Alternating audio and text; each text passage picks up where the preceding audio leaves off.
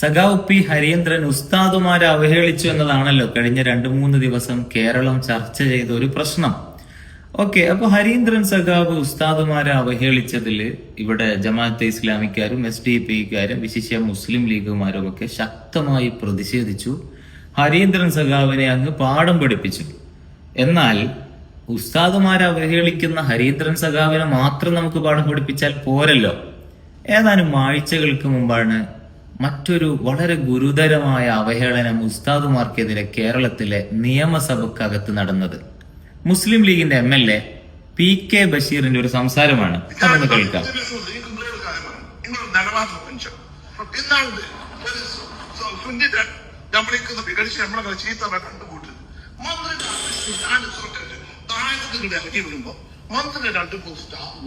ഞാൻ ഇത് കാലപ്പെട്ട ആരെങ്കിലും പാർട്ടി പൊളിറ്റിക്കൂടോ ഏതെങ്കിലും ഒന്ന് സ്വീകരിക്കാൻ വരികയാണ്. അപ്പോൾ 2 പൊലിയന്മാര് അയാൾ ഡെപ്ലിക്കേറ്റ് അവർ കൊണ്ടുപോകും. ഞാൻ വലിയ ബാക്കിൽ പോയി നോക്കി. ഉള്ളൊക്കെ മന്ത്രി പ്രൈവറ്റ് എന്തിനാണ് ഇതൊക്കെ? വിദ്യാഭ്യാസ മന്ത്രി അദ്ദേഹത്തിന്റെ ഓഫീസിൽ 2 ഉസ്താദുമാര് കാണാൻ വന്നു.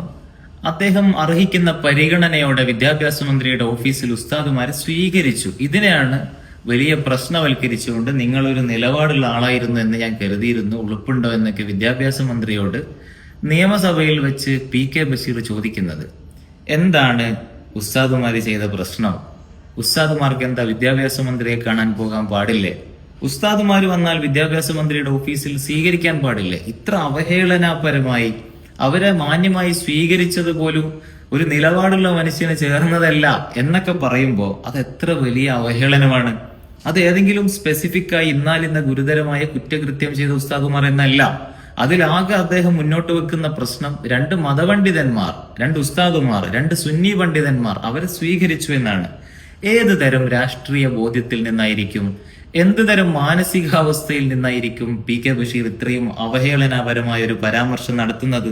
ഇത് ഉസ്താദുമാർക്കെതിരെയുള്ള അവഹേളനമല്ലേ? ഇത് ഇസ്ലാമോഫോബിയയുടെ അക്കൗണ്ടിൽ വെക്കപ്പെടില്ലേ? ഇസ്ലാമോഫോബിയയുടെ സമഗ്ര പട്ടിക തയ്യാറാക്കുന്ന ചിലരുണ്ടല്ലോ ഇവിടെ.